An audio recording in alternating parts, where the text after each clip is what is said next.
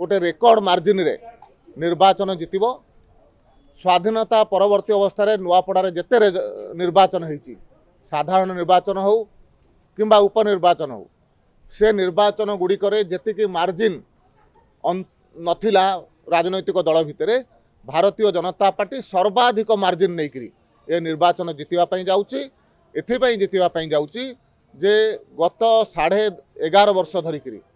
केन्द्र में नरेंद्र मोदी सरकार एवं गत पाखापाखि 16 मास धरिक ओडिशा रे मोहन माझी नेतृत्व में भारतीय जनता पार्टी सरकार जो प्रकार जनकल्याणकारी योजना करिछि जो कार्य करिछि से कारण साधारण जनता आज भारतीय जनता पार्टी सपक्ष में अच्छा तार प्रभाव नुआपड़ा पड़ी और नुआपड़ावासी गत 15 वर्ष और 11.5 वर्षर सरकार को देखी ता सपक्ष ये निर्वाचन जाऊँगी गोटे जबरदस्त विजय मिनिमम 70,000 ऊर्ध्व भोट्रे भारतीय जनता पार्टी निर्वाचन को जितवाई जाऊँगी एवं भारतीय जनता पार्टी को प्रति लोकंकर को प्रकार भल पाइबा अच्छी एथुरु जना पड़ुछि।